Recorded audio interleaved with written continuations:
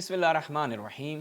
ناظرین، طاہر القادری صاحب کی ایک پوری سیریز موجود ہے سوشل میڈیا پہ، بارہا تقاضا کیا گیا کہ اس کا تفصیل سے رد کیا جائے، اور انشاءاللہ اب ہم شروع کر رہے ہیں کہ طاہر القادری صاحب نے کہ جو اہل بیت اور اصحاب کے درمیان، یعنی ان کے چہتے اصحاب کے درمیان معاملات رہے، ان میں کتنی حقیقت تھی۔ چونکہ طاہر القادری صاحب نے جو چیز بیان کی ہے وہ حقیقت سے بہت دور ہے۔ اب طاہر القادری صاحب گفتگو کر رہے ہیں، جو ہم نے آج پہلا موضوع انتخاب کیا وہ یہ کہ جناب طاہر القادری صاحب سر توڑ جوڑ کوشش کر رہے ہیں یہ ثابت کرنے کی کہ جناب زہرا سلام اللہ علیہا کے جنازے میں حضرت ابوبکر، طلحہ، زبیر، عبد الرحمن بن عوف، حضرت عمر وغیرہ نے شرکت نہیں کی، بلکہ حضرت ابوبکر نے نماز جنازہ پڑھائی ہے۔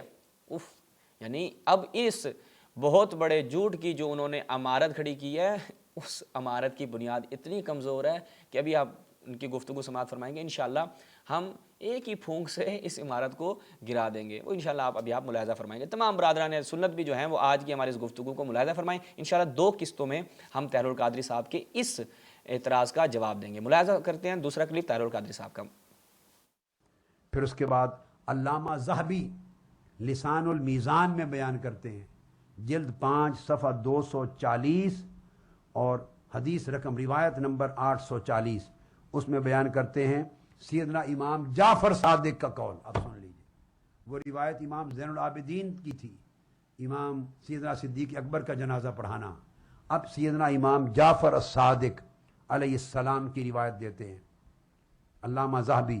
وہ کہتے ہیں کہ سیدہ کائنات کا وصال رات کو ہوا، فجاء ابو بکر و عمر و عثمان و طلحہ، چاروں صحابہ سید ابو بکر، حضرت عمر، عثمان، طلحہ سارے پہنچ گئے، اور فقال ابو بکر لعلی تقدم، سیدنا صدیق اکبر نے کہا نماز جنازہ کی صف میں کھڑے ہوئے کہ آپ آگے بڑھیے اور نماز جنازہ پڑھائیے۔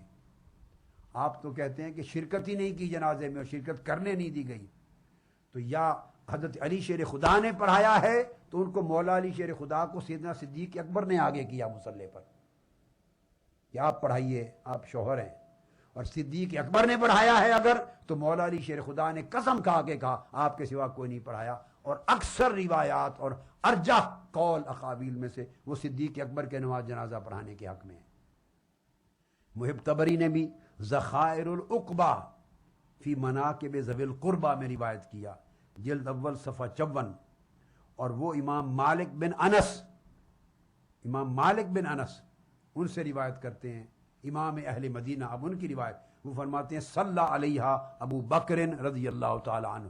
امام مالک کہتے ہیں کہ سیدہ کائنات، امام مالک سے بڑھ کر محقق اہل مدینہ کے احوال کا اور کون ہے، فرماتے ابو بکر صدیق نے جنازہ پڑھایا تھا رضی اللہ تعالی عنہ۔ پھر ایک اور روایت بڑی عظیم محب طبری نے الریاض النضرہ فی مناقب العشرہ، جلد 2 صفحہ 96، اس میں لائے ہیں امام مالک، اور روایت لائے ہیں امام جعفر الصادق سے۔ یہ تو کل ائمہ اطہار اہل بیت بتا رہے ہیں ابو بکر صدیق نے جنازہ پڑھایا، آپ کس راہ پہ چلے ہوئے ہیں، اور نوجوانوں کو کیا بہکا رہے ہیں، یہ لوگ کیا بتا رہے ہیں۔ اگر آپ کی کتابیں نہیں لکھتی تو اس کا جواب بڑا واضح ہے کہ جب خلفائے راشدین کو معاذ اللہ کافر کہنا شروع کر دیا، مرتد بنا دیا، غاصب بنا دیا، ظالم بنا دیا، تو آپ کی کتابیں اس طرف کیوں آئیں گی؟ وہ تو سارا افسانہ خراب ہو جاتا ہے۔ ذرا دوسروں سے بھی پوچھ لیا کریں، نیوٹرل محدثین سے، ائمہ سے، محققین سے، مورخین سے، اور ان کے طرق اور اسانید کے ساتھ ائمہ اہل بیت سے پوچھیں۔ سو امام مالک روایت کرتے ہیں ان جعفر ابن محمد، سیدنا امام جعفر سے، امام جعفر روایت کرتے ہیں ان نبی، یعنی ان امام محمد الباقر، امام محمد الباقر سے، وہ روایت کرتے ہیں ان جدی علی ابن الحسین، امام زین العابدین سے۔ یہ پوری سند ائمہ اہل بیت کی سند ہے، اور وہ فرماتے ہیں امام جعفر الصادق ان امام محمد الباقر ان علی زین العابدین، ائمہ اطہار اہل بیت کی سند۔ کہتے ہیں کہ مغرب اور عشاء کے درمیان وصال ہوا، فحضرها ابو بکر و عمر و عثمان و زبیر و عبد الرحمن بن عوف، تمام خلفاء راشدین یکے بعد دیگر صحابہ کرام پہنچ گئے، ابو بکر، عمر، عثمان، حضرت زبیر، عبد الرحمن بن عوف سب پہنچ گئے۔ جب جنازے کے لیے آپ کی چارپائی مبارک رکھی گئی، حضرت علی نے کہا تقدم یا ابا بکر، آپ آگے بڑھیے اور آپ نماز جنازہ پڑھائیے۔ حضرت ابو بکر نے فرمایا آپ موجود ہیں تو آپ پڑھائیے۔ انہوں نے کہا نہیں، خدا کی قسم فواللہ لا یصلی علیہا غیرک، ابو بکر صدیق خدا کی قسم آپ کے سوا کوئی جنازہ نہیں پڑھائے گا. چنانچہ آپ آگے بڑھے فصلی علیہ ابو بکر، تو انہوں نے نماز جنازہ پڑھائی. ارے سیدنا صدیق اکبر کی نماز جنازہ پڑھانا اور مولا علی شیر خدا کا قسم کھا کے کہنا کہ آپ کے سوا کوئی نہیں پڑھائے گا، آپ خلیفۃ و رسول ہیں، یہ تو روایت ساری اہل بیت پاک کے اماموں کی روایت ہے، یہ تو دوسروں کی روایت ہی نہیں ہے. اسی طرح مقدسی، امام مقدسی روایت کرتے ہیں ذخیرۃ الحفاظ میں جلد 2 اور صفحہ 1172، روایت نمبر 2493، اس میں روایت میں بھی یہی ہے. اور اس میں یہ کہ سیدہ کائنات کا وصال ہوا مغرب اور عشاء کے درمیان، حضرت ابو بکر، حضرت عمر، حضرت عثمان، طلحہ، زبیر اور سعید سارے پہنچ گئے. جماعت کثیر، صحابہ کرام کی کثیر جماعت اس علم میں پہنچ گئی. اور امام مالک روایت کرتے ہیں، اور امام مالک پھر روایت کرتے ہیں حضرت امام جعفر بن صادق سے، جو میں نے پوری روایت ائمہ اطہار اہل بیت کی دی. تو انہوں نے آگے بڑھ کر کہا کہ ابو بکر نے کہا، فقال ابو بکر لعلی رضی اللہ تعالیٰ عنہ، اے علی آپ نماز جنازہ پڑھائیں.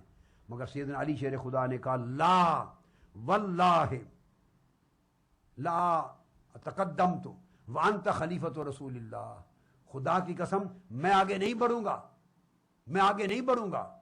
وانت خلیفۃ رسول اللہ لا تقدم، خدا کی قسم میں آگے نہیں بڑھوں گا، آپ رسول اللہ کے خلیفہ ہیں، خلیفۃ رسول موجود ہو تو میں نماز جنازہ کی امامت کیسے کراؤں. قال فتقدم ابو بکر فصلی علیہ فکبر علیہ اربن ودفن لیلا، ودفن علیہ، وہ آگے بڑھے، خلیفہ رسول کو کہا آپ پڑھائیں گے. سیدنا صدیق اکبر نے نماز جنازہ پڑھائی، 4 تکبیریں پڑھی گئیں. پھر آپ کو مولا علی شیر خدا نے دفنہا لیلا، رات کو پھر آپ کی تدفین فرمائی. اور آخری ریفرنس، اب میں نے آپ کو 14 کے 15 تمام کتب کے حوالہ جات ائمہ حدیث کے، ائمہ اطہار اہل بیت کے، محدثین کے، مورخین کے دے دیے. یہ 15 کتابوں سے دے دیے کل، تو آپ 50 پہ چلے جائیں. ہمارے ہاں ائمہ اطہار اہل بیت. جی ناظرین، آپ نے ملاحظہ فرمایا، ہم نے مکمل گفتگو ان کی چلائی جو انہوں نے حوالہ جات پیش کیے. آپ کی خدمت میں عرض کریں، ہمیں تعجب ہوا واقعاً، بالخصوص طاہر القادری صاحب کے جتنے بھی اسٹوڈنٹس ہیں، جتنے بھی چاہنے والے ہیں، ہم ان سے کہیں گے کہ آپ نے ناراض نہیں ہونا. اگر طاہر القادری صاحب نے ایسی گفتگو کی ہے جس کا بھی آپ جب جواب سنیں گے تو آپ کو بھی تعجب ہوگا کہ واقعاً طاہر القادری صاحب جیسی شخصیت، جو اتنا بڑا نام، شیخ الحدیث، شیخ الاسلام، پتہ نہیں کیا کیا القابات دیے جاتے ہیں ان کے ہاں، ایک ابتدائی کتاب. میں طاہر القادری صاحب کی خدمت میں گزارش کروں گا کہ قبلہ جو آپ کی ٹیم ہے نا، جو آپ کو یہ پیپر ورک کر کے دیتی ہے، ان کے اوپر تھوڑا سا مزید کام کریں، ان کو کہیں پکا اور اچھا کام کیا کریں. اگر تنخواہ لیتے ہیں تو اگر کہیں سے کسی ویب سائٹ سے اگر مال اٹھا بھی رہے ہیں تو اچھے طریقے سے مال اٹھائیں، اور خود بھی آپ ایک دفعہ اس پہ نظر ثانی کر لیا کریں تاکہ ایسی شرمندگی نہ ہونی پڑے. ہم جب جواب آپ یعنی جب کبھی بھی میں نے آپ کو جواب دیا ہے یعنی کسی بھی کلپ پہ، تو مجھے واقعاً تعجب ہوا ہے کہ میں کسی ایک گلی محلے کے بچے کو جواب دے رہا ہوں یا طاہر القادری صاحب جیسی شخصیت کو جواب دے رہا ہوں. اب دیکھیں لسان المیزان، آپ نے کہا علامہ شمس الدین ذہبی بیان کرتے ہیں. یہ لسان المیزان کس کی کتاب ہے؟ شمس الدین ذہبی صاحب کی ہے. ٹھیک ہے، وہ جو عبارت آپ نے پڑھی ہے وہ میزان الاعتدال میں ہے، وہاں وہی عبارت من و ان علامہ شمس الدین ذہبی نے نقل کی ہے، لیکن لسان المیزان میں ابن حجر اسقلانی نے نقل کیا اس کو. تو یہ جو چھوٹی چھوٹی چیزیں ہیں ان کو آپ نوٹ کیا کریں اور اپنی ٹیم کو بھی تھوڑا سا سمجھایا کریں کہ آپ کو صحیح سے پیپر ورک کر کے دیا کریں. اب ناظرین آتے ہیں ان کے، یعنی یہ ایک بہت ہی عجیب و غریب بات تھی، ہمیں سن کر واقعی تعجب ہوا کہ لسان المیزان میں شمس الدین ذہبی بیان کر رہے ہیں، اور وہ ہم آپ کو عبارت دکھا بھی دیتے ہیں کہ جو انہوں نے بیان کی ہے تاکہ واضح ہو جائے. لسان المیزان میں ان کی بات درست ہے، عبارت ہے، لیکن لسان المیزان کس کی کتاب ہے؟ وہ شمس الدین ذہبی صاحب کی نہیں ہے. ملاحظہ فرمائیں، یہ جی لسان المیزان کس کی ہے جی؟ آپ ملاحظہ خود دیکھیں، ابن حجر اسقلانی. ایک چھوٹا سا بچہ بھی جانتا ہے کہ لسان المیزان، یعنی جو بھی ان چیزوں کو پڑھتا ہو اسے معلوم ہے کہ لسان المیزان ابن حجر اسقلانی کی کتاب ہے. اس کی 4تھی جلد میں جب ہم جاتے ہیں تو وہاں پر صفحہ نمبر 557، ٹھیک ہے، اس میں جو راوی ہے اس کا نمبر کیا ہے؟ 4399. کون ہے جی؟ عبداللہ بن محمد بن ربیعہ بن قدامہ القدامی، یہ راوی ہے. اس کے اوپر بحث ہو رہی ہے جس کے بارے میں کہا عہد الضعفاء، ٹھیک ہے، ضعفاء روات میں سے ایک یہ راوی ہے، اور وہی جو یہ روایت پڑھ رہے تھے. फ़क़ाल अबू बकर ली अली तक़द्दम फ़सल, आप आगे हों नमाज़ पढ़ें का ला वल्ला ला तक़द्दम, तो मैं नहीं आगे बढ़ूँगा, वन तखलीफ़त रसूल फ़लाँ फ़लाँ फ़तक़द्दम अबू बकर व कब्बर अरबा, और जनाब अबू बकर आगे होते हैं और जनाब ज़हरा पे 4 तकबीरें जो हैं वो पढ़ते हैं। ये इन्होंने रिवायत पढ़ी, जो कि खुद पीछे से आप अगर मुलाहिज़ा फरमाएं, देखें पेपर वर्क ऐसे होता है। पेपर वर्क आपने किया हो ना, आपको किसी ने स्क्रिप्ट लिख के दिया हो, तो माँ कबल व माँ बाद, पहले क्या था बाद में क्या था आपको नहीं बताया जाता। तो ये एक ज़ईफ़ रावी की रिवायत है, जो अभी हम इस रिवायत का ऑपरेशन भी करेंगे इंशाअल्लाह। फ़कत आपको ये बताना मकसूद था कि ये लिसानुल मीज़ान शम्सुद्दीन ज़हाबी की नहीं है। ठीक है जी, अब आ जाएँ इस मौजू के ऊपर।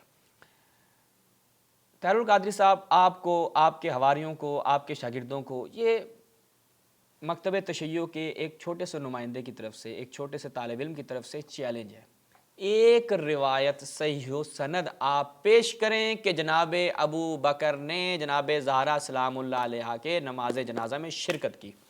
एक रिवायत सही सनद पेश करनी है। झूठी मनगढ़ंत और ज़ईफ़ रावियों की रिवायतें वो नहीं पेश करनी, वो तो मैं बताऊंगा। टोटल 6 रिवायतें, उन 6 रिवायतों का भी आपके सामने ऑपरेशन करेंगे इंशाअल्लाह इन 2 किस्तों में, और बता देंगे कि आपकी पूरी इमारत जो है वो एक फूंक पे खड़ी है, फूंक मारो सारी गिर जाएगी, इतने कमज़ोर और झूठे रावी हैं। जब फ़ज़ाइल अहले बैत की बात आती है तो तमाम इन मौलवियों के मुंह बन जाते हैं और कहते हैं जी इसका रावी ज़ईफ़ है, फ़लाँ रावी ज़ईफ़ है, ये इसमें मसला है, इसकी सनद में ये मसला है, इसके मतन में ये मसला है। लेकिन इस तरह की झूठी और मनगढ़ंत रिवायतों की बेस पर क्या साबित करने की कोशिश कर रहे हैं कि अहले बैत और खुलफा के दरमियान शीरो शकर वाला मामला था।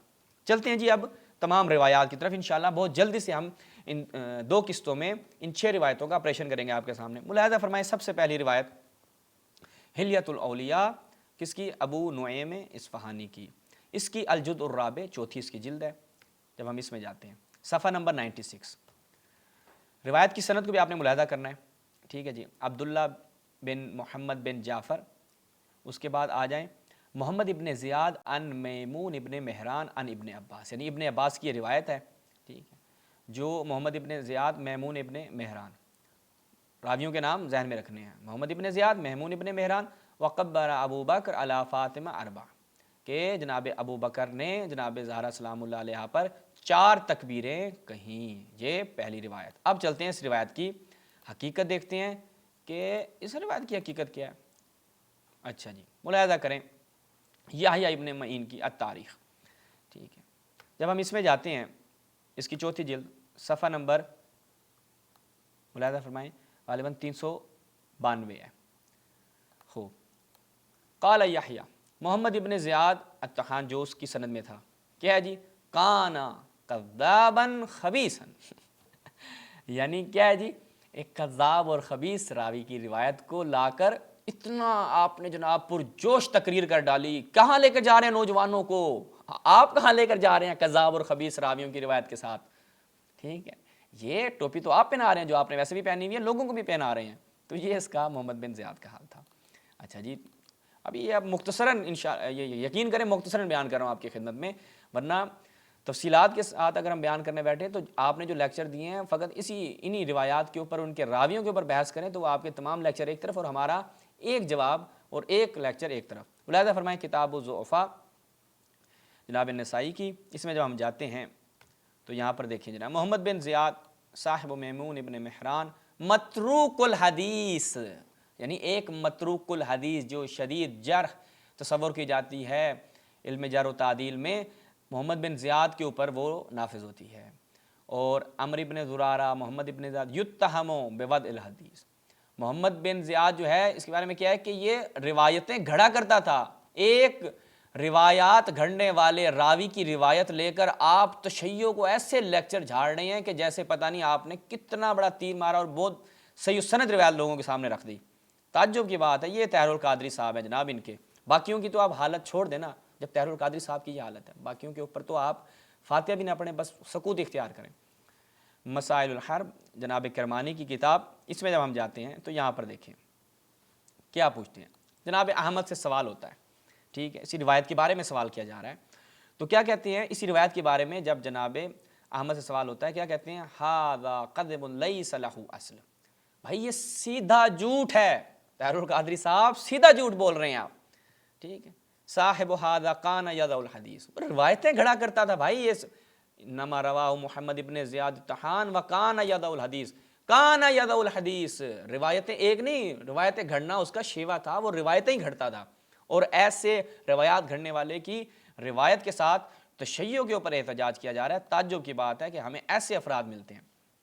اس کے بعد خود انہوں نے جو حوالہ جات پیش کیے وہ آپ اسی میں سب حوالہ جات آ جائیں گے۔ ریاض النظرہ سے، ذخائر القبا سے بھی پیش کر رہے تھے، وہ بھی محب الدین طبری کی کتاب ہے، اور ریاض النظرہ بھی انہی کی کتاب ہے۔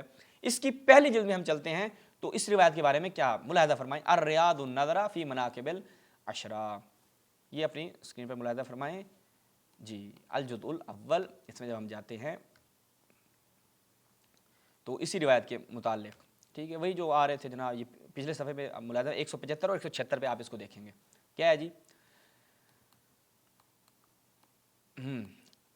فی وفی بعد طرقہ فکبر علیہ اربع، بس اس یعنی اس طرح کے متن کے جو بعض طرق آئے ہیں ان میں کیا ہے، 4 تکبیریں کہیں، وہذا، اچھا یہ بات ٹھیک ہے، نہیں، محب الدین طبری صاحب کہتے ہیں وہذا مغایر لما جاء فی الصحیح، یہ مغایرت رکھتی ہے، مخالف ہے کس کے، اس بات کے کہ جو صحیح، یعنی صحیح بخاری میں جو بات آئی ہے، صحیح مسلم میں جو بات آئی ہے اس سے یہ بات ٹکراتی ہے۔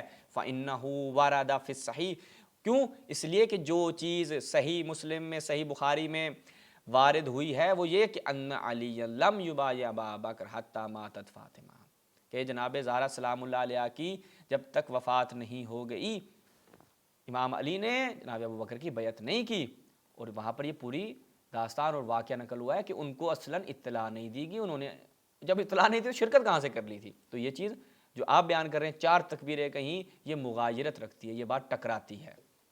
تو یہ جو آپ حوالے پیش کر رہے تھے تو یہ ان حوالوں کا آپ کی خدمت میں جواب تھا۔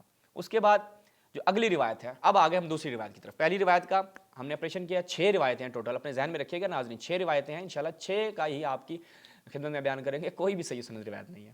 ملاحظہ فرمائیں بغیۃ الباحث، اس میں جب ہم جاتے ہیں اس کی پہلی جلد میں صفحہ نمبر 371، روایت یہ ہے، ملاحظہ فرمائیں، اس کی سند بھی دیکھ لیں، فرات بن صائب، اس کو آپ نے اپنے ذہن میں رکھنا ہے، میمون ابن مہران عبداللہ ابن عمر سے یہ روایت ہے، ٹھیک ہے، وہ کیا ہے جی، یہ عبداللہ ابن عمر سے، وہ ابن عباس سے تھی، عبداللہ ابن عمر سے، اس کے روات کو بھی ذہن میں رکھنا ہے۔ وقبر ابو بکر علی فاطمہ اربع، 4 تکبیریں کہیں جناب ابو بکر نے حضرت زہرا سلام اللہ علیہ پر۔ اچھا جی، اب یہ روایت، اس روایت کا کیا سٹیٹس ہے، دوسری روایت میں کتنا دم خم ہے یہ بھی دیکھ لیتے ہیں۔ ہم چلتے ہیں اتحاف جناب بصیری کی کتاب، جب ہم اس میں جاتے ہیں، بارہ ہم اس کتاب سے مختلف حوالہ جات پیش کر چکے ہیں، تو وہ کہتے ہیں وقبر ابو بکر علی فاطمہ اربع، اگلے پیج پہ جائیں، کیا کہتے ہیں جی، رواہ الحارث بسند ضعیف، ضعیف سند کے ساتھ، بھائی جناب حارث جو ہیں وہ اس کو روایت کر رہے ہیں ضعیف سند کے ساتھ، لضعف فرات ابن صائب، کیوں، کیونکہ فرات ابن صائب جو ہے وہ ایک ضعیف راوی ہے، تو بس اس روایت کی سند کو بھی آپ کے ہی جناب بصیری صاحب نے، آپ کے علامہ صاحب نے کیا کہا ہے کہ سند ضعیف ہے۔ اب آ جائیں ابن حجر اسقلانی، آپ کہیں گے بھی بصیری کو ہم نہیں جانتے، ابن حجر اسقلانی اور اپنی کتاب المطالب العالیہ، اس کی 5ویں جلد، اس کے صفحہ نمبر 414 میں وہی روایت جناب فرات بن صائب کی عبداللہ بن عمر سے، خود کہتے ہیں ھذا اسناد ضعیف، یہ ملاحظہ فرمائیں جناب، ھذا اسناد ضعیف، اس روایت کی سند کیا ہے، ضعیف ہے۔